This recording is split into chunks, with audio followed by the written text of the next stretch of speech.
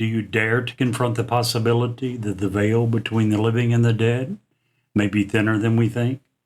Because when the lights go out and the spirits awake, anything can happen.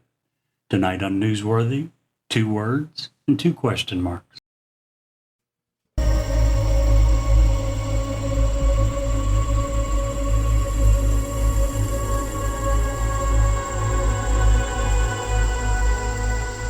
He's alive! Have you checked the children? Get out!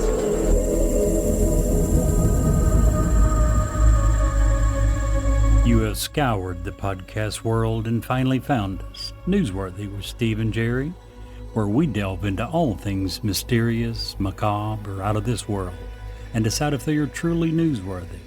2 words and 2 question marks.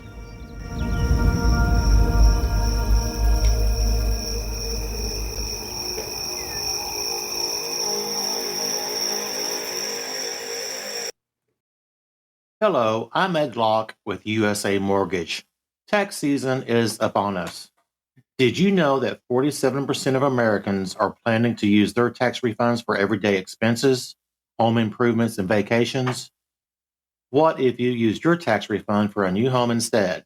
Again, this is Ed Locke with USA Mortgage. Your tax refund can be used towards down payment, closing costs, or paying down existing debt to help get approved. So before you spend that tax refund, let's get together and see how to best utilize those funds to invest in your future and your new home. Call or text me at 502-680-0953. Again, that's 502-680-0953.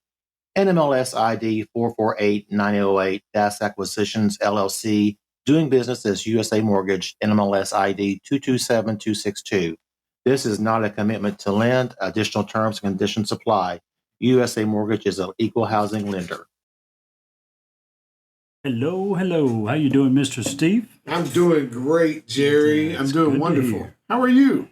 I'm great and getting better. Awesome. Great and getting better. I'm Yes, excited. I got to talk to a lot of weird, crazy people this week. So I heard. Not weird, crazy people, normal, everyday people with weird, crazy stories. Yeah, that's a much better way of putting it. Because some weird stuff going on in some people's lives that you would, in some cases, in one of the cases, a person you've known and talked to for a long time and had no idea, right? Right. Yeah. The other one was a stranger, didn't know worked them. in a place. Worked with them. Co-worker for a long time. So pretty stoked by all that. That's going to be fun stuff to get into here in just a minute. But, I was thinking the other day, Jerry, that there is no way that the guy who invented the Ferris wheel and the guy that invented the merry-go-round ever knew each other. You don't think so? Mm-mm. Why is that? They ran in different circles. Yeah. Good point. Good point. That's one of them common sense things, right? Yeah. That kind of sums mine up, too. Did you hear about the invisible man that married the invisible woman? No. Their kids are nothing to look at either.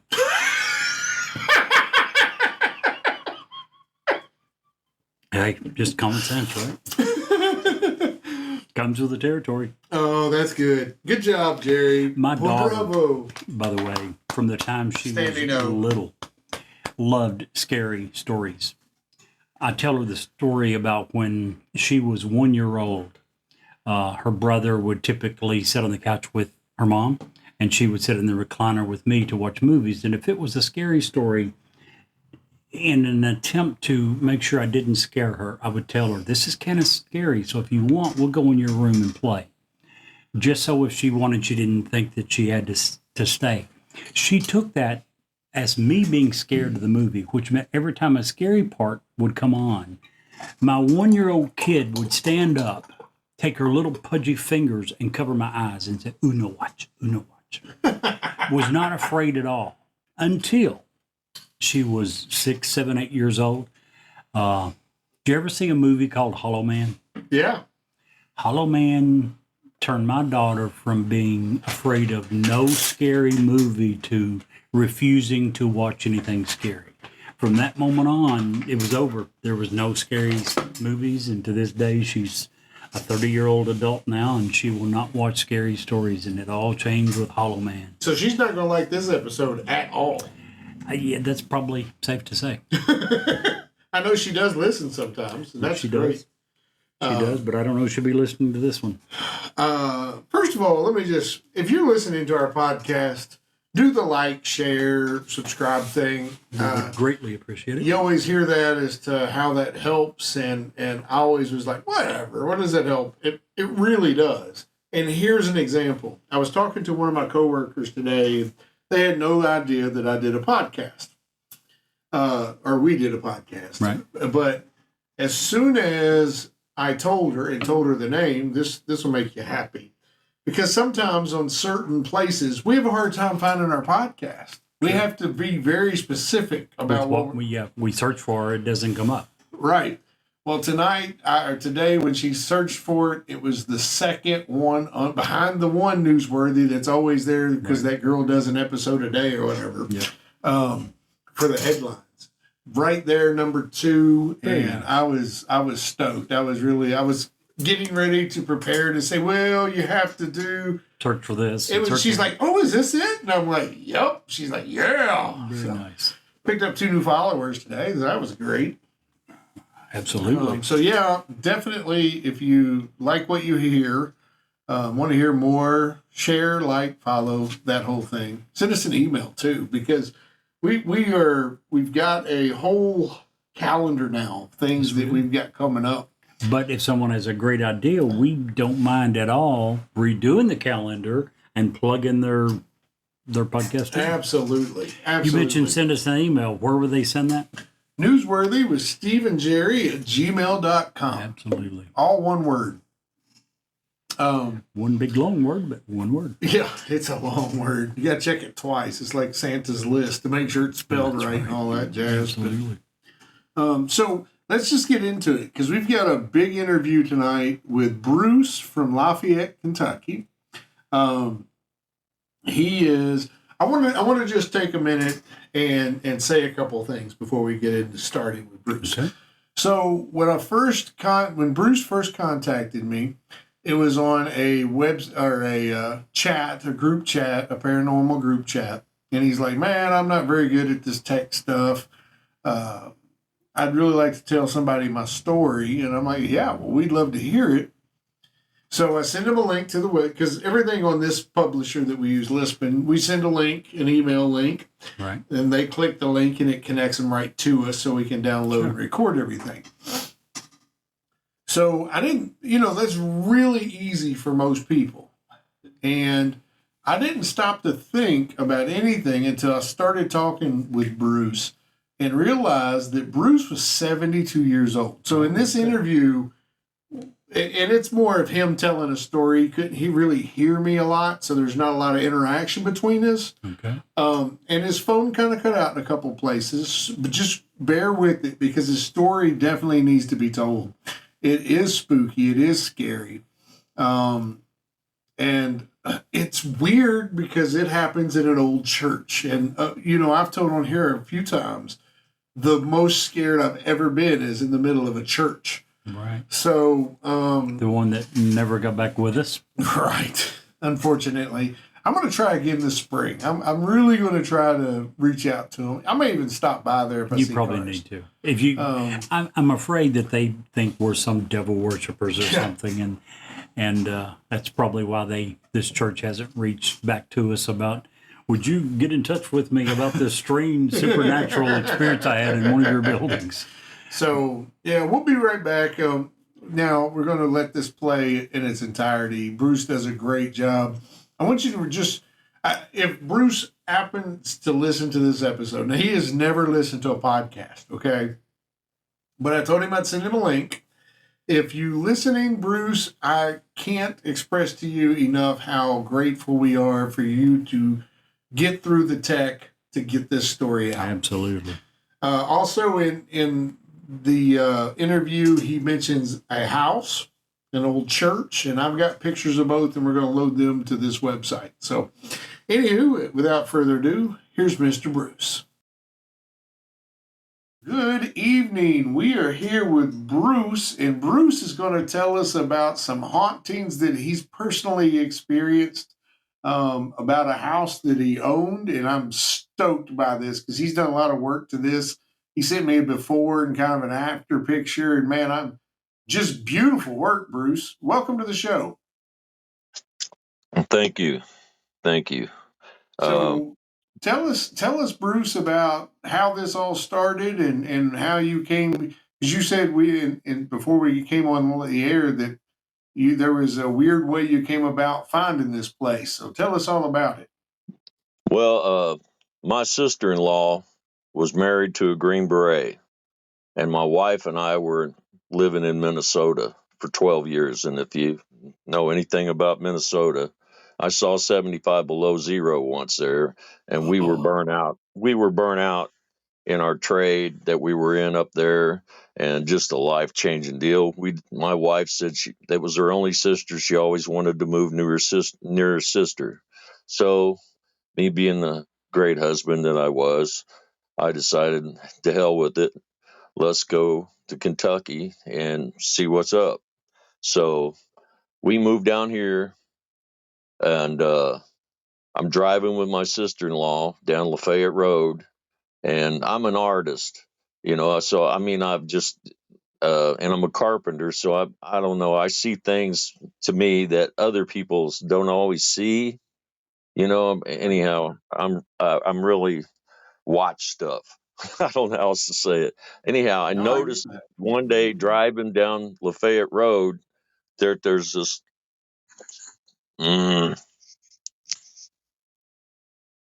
Did it to me again. Oh, that's okay. I'm You're good. driving down Lafayette Road, and I noticed out of the corner of my eye, it looked like there was a old building down there. And I said, man, I'd like to go down there and see that. And next trip we went through there, we turned down there, and there it was, this old church, all closed up. I mean, it's abandoned, obviously, and needed a lot of work, but it was solid. And I just seen a vision as soon as I seen it. And I went up to the big double doors. They're like 10-foot double doors with a big arch over it. Looks kind of like a Wurlitzer. Anyhow, I opened the door. It was unlocked, and it was just Holy one big room, nothing in it but a couple propane heaters that they'd put in. And it took me couple of it took propane it heaters and yeah, it took me 3 months to find out who owned it. And there's another church on that same road closer to Lafayette Road, and it's a red brick church, and it was Presbyterian, and it was still active. There was 4 members going there in their 80s. And the guy's name was Douglas Smithson, uh, and he was a heck of a guy. And he said, yeah, they bought it in the during the war because they had so many kids coming, being born, and they had this big expansion. All of a sudden, they needed more room for schools, Sunday schools. So they bought that church that had been closed down, and that's how they owned it. And I said, well, what are you going to do with it now? And he says, well, we don't know if we're going to let it fall down or what we're going to do with it. And I said, man, I'd like to buy it and make a house out of it.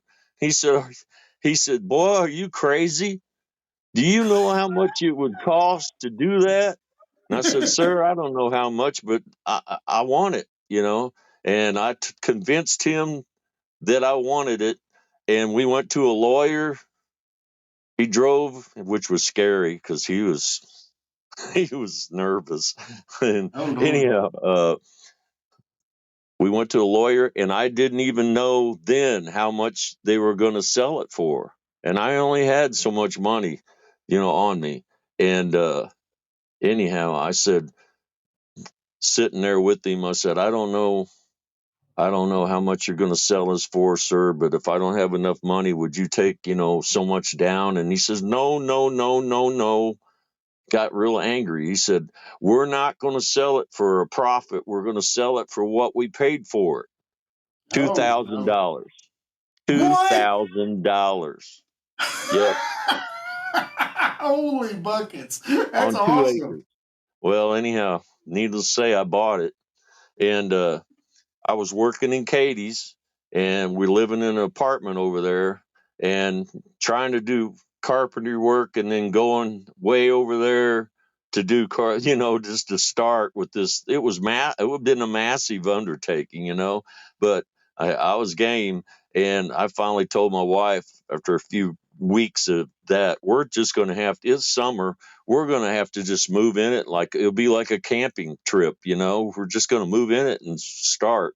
She said okay, so we moved all our stuff over there, and I'd never had a problem or any feeling or anything that whole time working. But when we moved in there, all our boxes, and we had go-karts, day beds, just everything, all our furniture, and it's just one big room. So we just, okay, this corner is going to be our bedroom. We set our bed way back in the corner, and all the it's just stuff scattered everywhere. And this is our first full night of staying there. Like I said, it's double doors, and they had a lock on it. They both would swing open. You could pull a chain and open them both.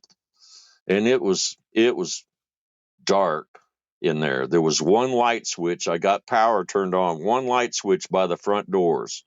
15 amp service. Wow. Yeah. But man, it was fun in a way.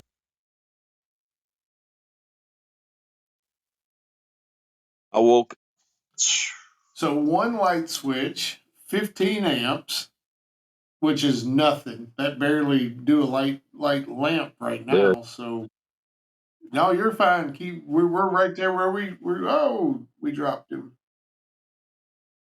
can't see your hand in front of your face. I woke up hearing, and these are old wood floors. I heard something walking, sounded like old boots, it hollow, just vibrating the building. It was so freaking scary. And I'm in the bed. Wow. No, you're still here, Bruce. You're I'm still in the here. bed, and I run through all that maze without knowing. You couldn't see it. I'm just going by where everything I thought was, and flip the light switch on, and there's my wife sitting up with the terrified look on her face, and there's nothing there. The kids are Wow. asleep, the dog's asleep. I go back to the bed with the light on. I'm sitting there for a while, and I said, I was just, I've never had anything like that. I said, did we both dream the same dream? Is that what it was? And you lay there for a while, and it was scary. I'm telling you, it was terrifying. And I thought, well, I don't know. Finally, I started dozing off, and she fell asleep. And I went up, turned the light off, laid back down, and my mind's thinking of this, and I'm just drifting off till almost asleep, and here it come again. It got louder, and I swear this time it sounded like there was chains on these feet or something. It was a loud jingling of some sort, like chains. And Eesh. I thought, whatever it is, Could it have been like what are those things that people used to ride with the horses? whatever it is, it's going to have to kill me. And I'm thinking that in a millisecond. Now I get up, and I made about 3 steps running towards that door, and that door slammed shut so loud it shook the building. I Holy flicked the light smokes. on, and there she is again, sitting up, scared to death. There's nobody there, and the chain on that door is swinging. Oh, I got cold chills. Yeah. Ooh. So, Wow. needless to say, we didn't sleep that night, That was your anymore. very first night in the house, in the Very church. first night in that house. Yes, sir. Lordy mercy. So I had we was going to church, and it's called the Lighthouse, and we had the minister come there and pray. He kind of laughed about it, but he knew we were serious, so he prayed over it and did this and that, and we never had anything else like that happen. But there were other things that happened in there later, and actually, I sold it after my wife was 58 at the time, and she fell in that church, uh, and her I took her to the hospital. She fell over, buckling in pain. I took her to the hospital, and she died a year later. Oh, Her pancreas had burst, and so anyhow, that was. And after that, we had grandkids there. We had hundreds of kids there from the church, because we actually ended up after. I know this is a long kind of deal, but when we moved in there and after we got situated, we ended up buying the schoolhouse next to it. Then her father was a preacher, and my wife's father was a preacher in Indiana. He came down when the red church, those people, they died off. It was vacant, and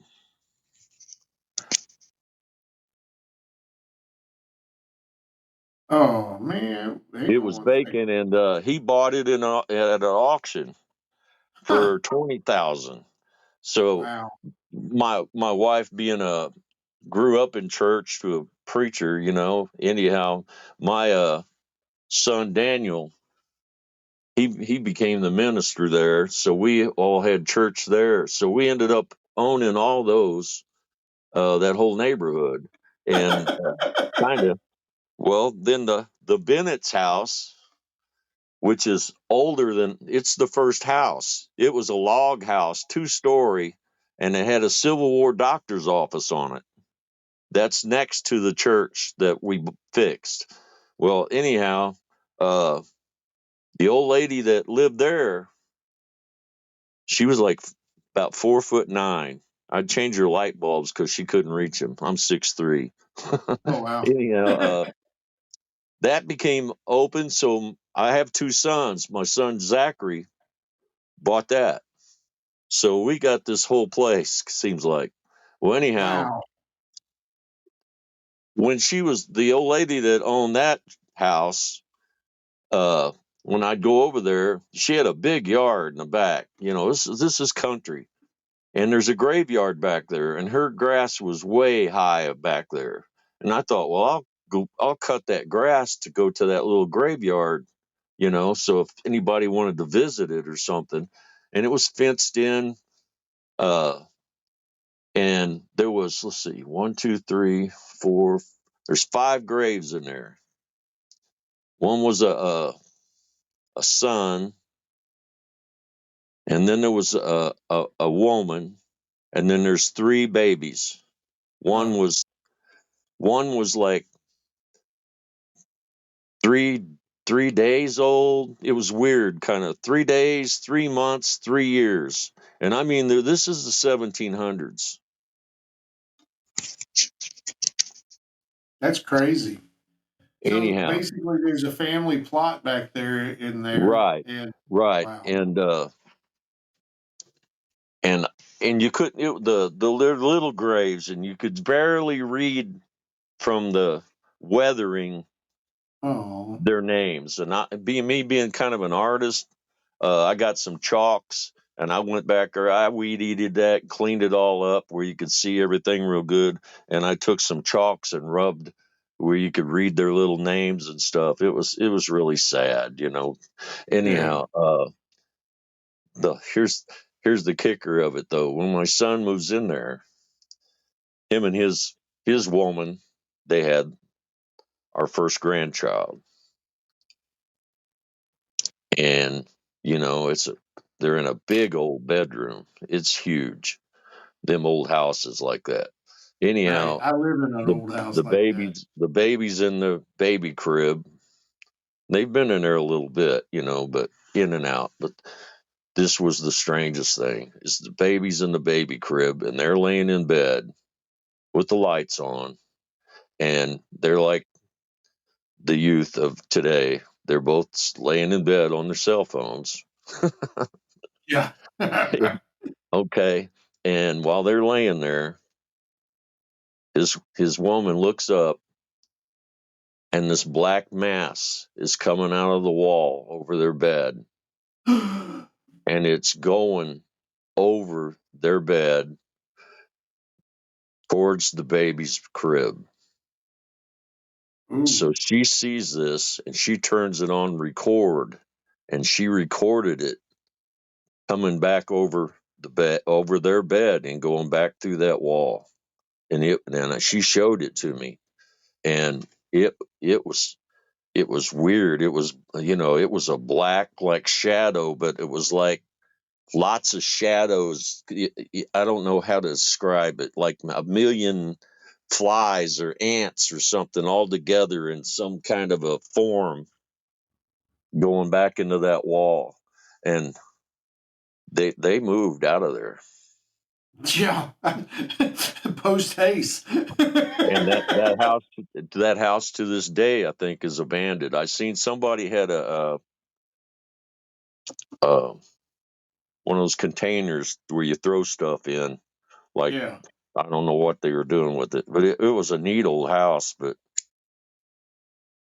Yeah. I always thought, Yeah. is that the woman checking to see if the baby's okay, or is that whatever it was that took those babies going to take that one? Yeah. And That's they didn't want to hang out around and find out, no, I But don't.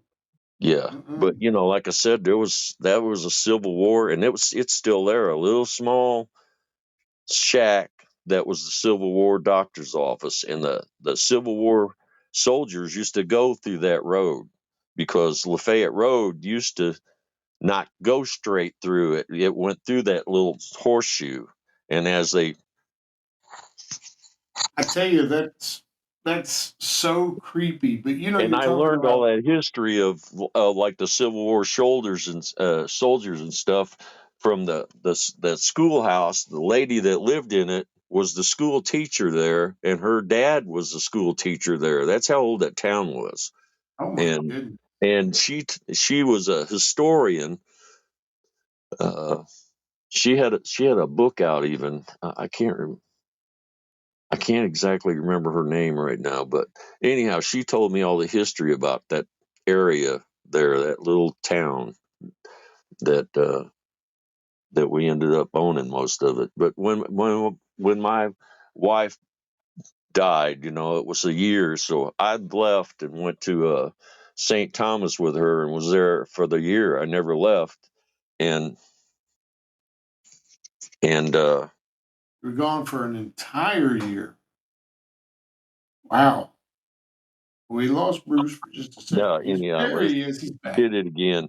Uh, That's when okay. You're when I good. came back, it was like all my grandkids and everybody was there, and it was always full. And that was 3,800 square feet when I got done with it, and Wow. there it's me, just me by myself, and Now, no do you kids. care, Bruce, if we post those pictures on the podcast No, no, I don't. No, I don't. of the house?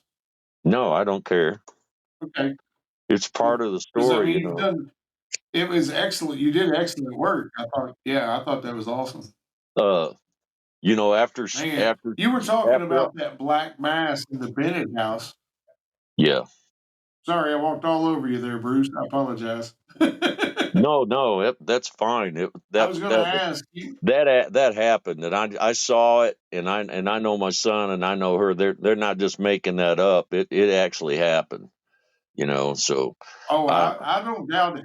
What I was going to say is that if I feel like that was not a good thing that was going toward. Most of the I time, don't either. I don't when either. I never did.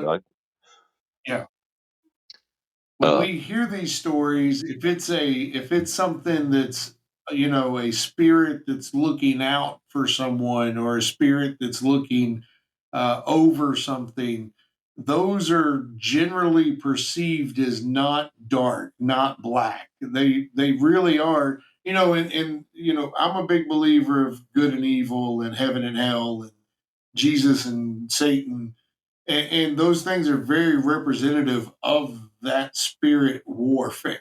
Satan is black, and things of Satan are black, and things of Jesus and things of Christian, of the goodness are typically white, just like the yin and the yang and the Chinese and blah blah blah. But I definitely don't feel like that was a good thing heading toward the baby. Well, anyhow, to finish this area off, I guess, is the little red church that my wife's family actually owned. She's buried there. They made a cemetery. They made that into a cemetery, and she's the only person buried there. She's the first one. Okay. And this is before I moved out of there. We owned we owned another house that we rented out down on the corner on Lafeyette Road. And I'd sold it after my wife's death. I sold it, and the lady that bought it let her sister and her kids move in there, and she was going to buy it from them. That was how that worked. And to finish this kind of story off, that's how I met them selling it and everything. Well, they would come down to my house, and I mean, man, I'm like I say, I'm 72 now. This is like four years ago. They would come down to my house and play. My grandkids would come on the weekends sometimes and stay with me and stuff, and they'd play with this lady's kids, walking back and forth, and they'd walk down that road to their house instead of drive. It's just a nice walk. No, I'd say about 500 feet or so to Lafayette Road. But anyhow, they said one evening, they said, well, okay, well, we're going to go home now or whatever. And I said, okay, bye, and everything. I shut the door, and seemed like 20 seconds later, my door, they're banging on my door. I opened it up, and they were scared to death, sir. Oh, no. They were scared to death, and they said, Bruce, there's a woman coming up the road. I said, a woman coming up the road? And I mean, nobody comes down this road, sir. And I said, what do you mean? And it's dark, and I'll go out. There's a street light that you can see a little bit. And I go out in the middle of the road. We're standing there, and I mean, they're terrified. They're hanging on me. And I said, a woman, how do you know it's a woman? And her daughter said, I know it's a woman. I saw her dress. And I said, you saw her dress?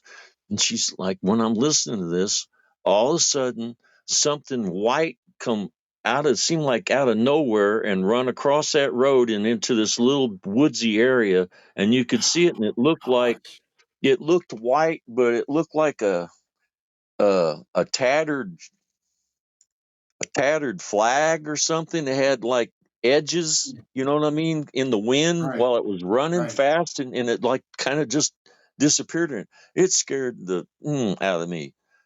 And my wife was buried in white. I don't know what that was.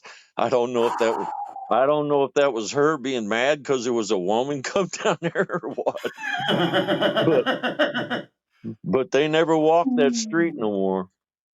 Whoa, man, that sounds like that whole area is just ate up with haunted. I don't know, man.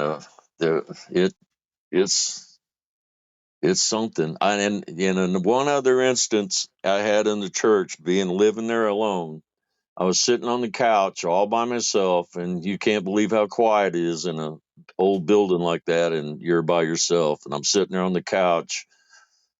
I don't know what I was doing, just thinking or whatever. And something tapped me 3 times on my left shoulder, just like it was. Wow. When I turned around expecting somebody going to be there, and there was nobody there. So anyhow, the memories and the loneliness and everything else, I put it up for sale, and a lady bought it with a bunch of kids from Memphis. Hopefully more than $2,000. Yeah, quite a bit more. Well, Bruce, man, I appreciate you coming on and sharing this with us. It is definitely worth checking out. I'd love to be able to go down and check out the Bennett House and the church and stuff at some point. Just that whole area sounds like it's just crawling with haunted stuff. Yeah, But there's a I lot of it. definitely appreciate you overcoming your technology to join us tonight. And thank Yeah. you so much, Bruce. But I appreciate you. yeah, I will say one more thing, buddy. When I was Sure. 27, believe it or not, I got hit by a train Oh my at goodness. night. And I went. I mean, it. You'd had to know. I ended up going to court, and they had 5 lawyers, and I had one, and I won because they had no railroad crossings, no warning sign. It was off a highway, turning left 30 feet, and I went up a hill and seen double tracks at night. And as soon as I saw double tracks, it was like, oh my God! And that the ultimate happened. I got hit. I was in a van. If I'd have had a seatbelt on, I'd be dead. I went Lord have mercy. That's through crazy. the front windshield, landed in a cornfield 80 feet away, and got up. Didn't break a bone.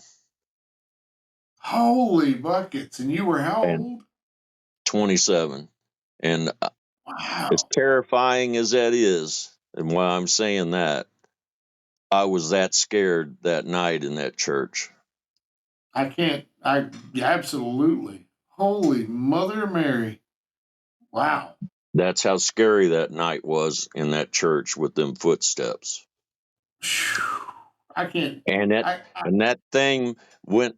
I neglected to say that too. Is when that thing came the second time, I heard this like that. Ugh. Yep. And then the door slammed. I left that out. Yeah. That's scary as junk. I ain't gonna lie. Yeah. All right, buddy. Well, I appreciate it. Appreciate you coming on the show, man. And I'll send you a link as soon as it goes live. That way you can check us out. But Bruce from Lafeyette, Kentucky, man. And I don't know about you, but I never want to live in a place where it is negative 75 degrees ever. That's why I moved. Amen. Well, I Bruce, was it's there been a 12 pleasure. years. I appreciate you. All right, buddy. Thank you so much. Awesome story, Bruce. Awesome. Thanks so much. We appreciate you getting a hold of us and telling us your story. And what a good story it is. Yeah, it was. I can't imagine. And I really, the only downfall I have about that is I didn't get to actually ask a bunch of questions. There was a couple parts in there, Jerry, where he's talking about he has to get to the light switch. There's one light switch in this entire church, and it's by the front doors. Right. Because it's old. I mean, it was one big room and a bathroom. That was it. Yep. And he kind of set it up a little bit. Like they had their bedroom in one back corner, and I'm using air quotes for bedroom. The kids were in another, and they just kind of had stuff laying about because it wasn't really their home yet. So he not only had to get to the front to flip the light switch on, but he had to go around all their stuff that's just kind of piled around. Right. So, Sure. Yeah, again, Bruce, man, thanks for coming on the show. We love guests. If you have an awesome story like Bruce and you want to share it, we want you on the program because we love guests. Or if you don't even want to be online but want to share your story, get us a story and we'll cover it for you if we think fits our format. So, yeah, we'd love to hear from you. So, speaking of that, I had one of my good best friends, Patricia, at where I work, my day job, if you will, my first day job, was telling me that the place we work is haunted. And I was like, whatever. Because I don't look at it, when you look at where, and I'm not going to name the building, if you guys listen to the show, you know where I work. But I don't want to bring you negative connotations. We have the public in there all the time. Sure. So, long story short, I was like, but what I didn't realize is how long that building had actually been there. Okay. That building was actually built on old farmland. And of course, everybody and their uncle have a story about something that's been built on Indian burial grounds or Sure. an old family cemetery or something. Right. But long story short, she was telling me that on Saturdays, a lot of times, people have to work there alone. They're doing dispatch, make sure the drivers are getting where they need to be, the customers are handled or whatever. But it's a one-man operation. And she was telling me about a time, and I didn't get permission to use names, so we're going to say Jay was working by themselves. Okay. They had brought their nephew into the office to play with and hang out, and just because if you're not actively doing the job, you just got to sit there and wait for the phone to ring. Right. So they were playing ball. They had a little squishy ball, and the way the building was oriented.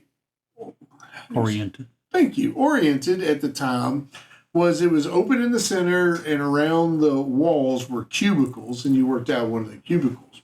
But they were throwing the ball, and the nephew would run and get it. Nephew's 4 or 5 years old this time, well past potty training and all that. And she throws the ball, and the nephew is like, I'm not. He looks at the ball, and he looks down the hallway a little bit, looks at the ball, and he's like, yeah, I don't want to play ball anymore. And she's like, well, why not? What's the problem? She goes, yeah, there's a bad man down there. And Down of course, the hallway. yeah. So of course there's a look, and there's nothing there. So she's like, well, you know what? Let's go get the ball together. So she picks him up, walks down there, and he is so scared, even in her arms, to get that ball. He pees. He has an accident. Pees all over himself. Yeah. And so they get the ball, and they're walking back, and he's hugging her neck, and he's like, oh, we got to go. He's coming. So, they get back. She takes him to the bathroom to change him. And he starts freaking out, and he's like, oh, he's right behind you. Now, of course, she turns around, and nothing. There's nothing there. But he definitely saw something. I mean, Yeah, not once, but multiple times. Yes. He saw it down the hallway Yes. initially, didn't want to go. She picked him up, carried him to get the ball. He saw it again. It scared him enough to make him have an accident. Yes, and then they go to the bathroom, and he sees it again in a different room. Yeah. Now, that goes in with other reports that I'd heard and kind of just been picking apart, but dismissing, in a big building like where I work, it's really easy to hear something and it be unexplained, right? Sure. I'm using air quotes again.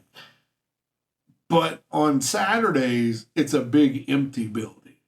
And there's been door slamming, footsteps, heavy steps.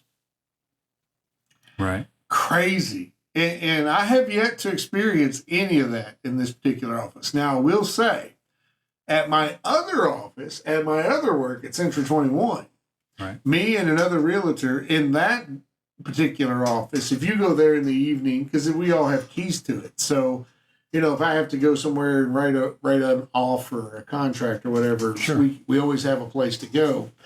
And in my office, which is on the back hallway, I've many times heard footsteps, heavy steps coming up the hallway. And each of the doors have dingers. So if someone comes in or out, hey, let's go up to the front door. We may have a guest. Right. You said each of the doors, like the front and rear. Well, there's exit a door. rear door too, Okay. also has a dinger. So when someone's coming in or out. And you now- heard nothing. Nothing. So you go out and you stick your head out, and there's no one in the hallway. And the footsteps stop until you go back in your office And start back. and start back. This doesn't bother you, Hell yeah, it bothers me. but you're still there. Well, yeah, I mean, it's my job. That's, Yeah, I'm such a huge skeptic of 90% of these stories, and I still say if this stuff happened, I wouldn't be working there. This happened more than once. Nope, guys, I'm gonna have to Switch companies. Dude, you'll have to just come over with me. When we find your house, you'll have to come over. We'll write the offer over there. We'll just sit there until the footsteps come. This reminds me of a story that my parents told about a nephew of mine, Justin. Justin was maybe 3 years old, and my mom and dad, his grandma and grandpa, were having supper, and it was only the three of them, mom and dad and my nephew. And right outside the window, that was opposite the window where Justin was sitting, there was a large tree outside. And the wind was blowing pretty good. Late in the evening, the sun's setting in the west, and it's casting shadows. Well, as he's looking out the window, this young boy sees those shadows moving, and he says, if that doesn't stop moving, I'm going to get my gun. They looked and figured out what it was. And they're like, Justin, it's just shadows. He thought about it for a minute, and he said, if those shadows don't stop, I'm going to get my gun and shoot them. Oh, wow. I think I'd be a lot like Justin in this situation. Either you leave, I'm going to shoot you, or I'm leaving. One of the three is going to happen. So, in that same vein, Okay. Jay was telling me another story about her when she was a very young lady herself in Frankfurt. They lived in the third oldest house in all of Frankfurt. Okay. Grandparents lived on one side, they lived on the other. In fact, it was many times she felt a presence there to the point if her parents weren't home, she would go hang out with her grandparents just so she wasn't alone. And then, and I'm going to try to get her on. I'm going to try to get her on the program so she can tell these stories because she'll do it much more justice than I am, obviously. Sure, she lived it. Yeah, she lived it. But in this one staircase, they had pictures on both sides, right and left. And if you were to go up and down the stairs, all of the, and I think it's the right, all the pictures on the right-hand side would not fall off the wall. They would be set down and angled so they weren't break. You leave the room, you put them all back up, leave the room, come back, and all of them were back down again. I'll be darned. Multiple times. Just on that one side. So I don't know, you had mentioned that, did they do any experimentation? Did they try to figure out what it was that it didn't like? Did it not like pictures on the wall, period? Was it pictures of young women or young men or male, female? Was there anything that they could tell that it didn't like? Who knows? I'll tell you what I will know about Frankfurt. One of the cool things about Frankfurt right now is most of those old buildings are in a bit of a rehab. Right. There's a lot of them being redone, and there's a couple of restaurants downtown that have the old, you can eat upstairs, if you will. Mm-hmm. And I often wonder how much history, and Frankfurt, for those who don't know, is the state capital of Kentucky. There's a lot of deals have been done in these old restaurants. Sure. A lot of bad stuff's happened. I wonder how much all of that culminates into really cool stories. Oh, absolutely. I wonder that usually when I'm in a really old building, it's one of the thoughts that goes through my head. Yeah. If only these walls could talk, right? The stories they could tell. Right? How many people have been through? When I worked at this one retail establishment, we had a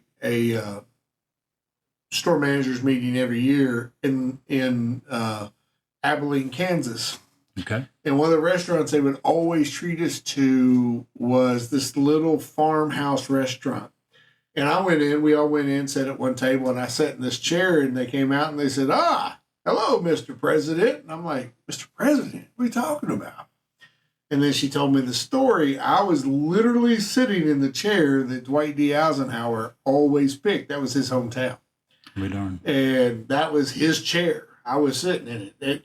Same Which makes deal. You wonder why, if this chair could talk, what conversations did it hear over dinner, But also, why doesn't this restaurant put this chair up somewhere on a stool and not allow anyone to sit in? Put it up to so make people sure that can it's still see here it, but 200 not years use from it. now. Yes. Right. You don't want this thing to be worn out. And who's to say it's not? This was 15 years ago at this point. But, I would hope it has been somewhere along the line. But yeah, it was cool stuff, man.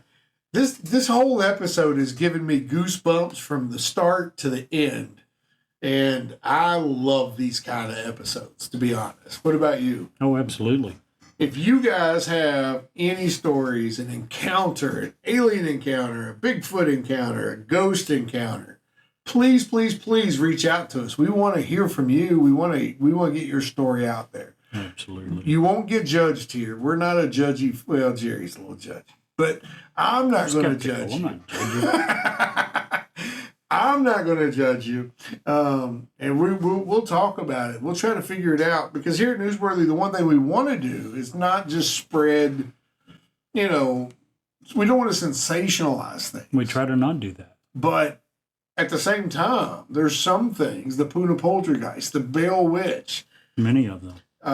Bruce's story. Going along with the name of our show, we try to determine, number one, is it newsworthy? And number two, does it need more or less coverage? So the second part of Bruce's story there that he was talking about, I would love to go to that house to see. And I'm going to try to get... The old church, right? No, the other one. There's the whole the second first half. one. The second half of his interview. Yeah, okay. I'm trying to get that video. Unfortunately, Bruce is technologically challenged. I don't know that he can get it to me, but we're trying. Maybe. And we'll see if we can have that. But anyway, so ghost and ghostly encounters, Jerry. Oh, thumbs up or thumbs down? Overall, I would have to say thumbs up. Just too interesting. The stories are too good. Yeah. And, it's like you always say, if you have one witness, it can be construed as crazy. And probably is. Not just crazy, but very highly doubtful. Ghost stories and ghost encounters happen on the daily to hundreds of thousands of people. Take the Bell Witch incident, for example. Their entire community is known for this witch would go to church. These aren't, one or two people may make up a story, trying to get their, 15 minutes of fame, trying whatever. But when you have an entire church full of people that says this ghost came, not only came, but she out-sang, out-shouted, out-prayed everybody in the house. The dumbest thing ever you heard. I'm going, it might be time for me to leave this county. Yeah, I get it, and I agree with you. So anyway, I give it a thumbs up also. I love a good ghost story. I know what I've encountered in the past at the church and at my friend Carla's grandparents' house, and just on numerous occasions. Yeah. I just... And I really believe if you bring it on down and even bring in a religious aspect to it, you can't believe in one without the other. Well, the Bible itself strongly, right. It doesn't say that they exist. It gives specific examples of not only the fact that they exist, but actions that they have taken. So, if you believe the Bible, you believe that these things are possible. Awesome. Well, again, if you have enjoyed the episode, please like, share, send us a button wherever you are. We'd love to hear from you. Send us an email. And thanks for joining us. And also, great bonus story about animals today. Check that out. Man, that episode is really interesting. And if you'll stick around for us for just a few commercials, we have another great story to tell you. Hi, this is Ed Locke with USA Mortgage. When it comes to buying a home, the process can be overwhelming and confusing. With so many options, it can be hard to know where to start. That's why it's important to work with a certified mortgage loan originator. I have the knowledge and expertise to guide you through the process and find the best mortgage option for you. I will work with you every step of the way to ensure that you are getting the best deal possible. So if you're looking to purchase or refinance, please reach out to me at 502-680-0953. So don't take on the stress of buying a home alone. Work with me and I will make your dream a reality. Trust the professionals and make your home buying experience a positive one. MLS ID 448908, DAS Acquisition Company, LLC, doing business as USA Mortgage, MLS ID 227262. This is not a commitment to lend. Additional terms and conditions apply. USA Mortgage is equal housing opportunity. If you want us to review or rate your product on air, if you have suggestions for new episodes, awesome ghost stories, or anything else, please reach out to us. Our email address is newsworthywithsteveandjerry@gmail.com. Our text number is area code 540-709-1318. And now, back to the story. Jerry, tonight, for the bonus, we're going to talk about animal superstitions, starting with a snake. Nice. Of all the world's snakes, the one that which seems to have attracted the most superstitions is believed to be the adder, always a creature of ill omen. It was thought to be doubly dangerous if found dead, for then the life of the person who first discovered it was said to be forfeit to the snake. However, to kill the first adder in the scene in the spring was considered lucky, and particularly so if the fatal blow was dealt with an ash stick. People back in the day were bored. Apparently.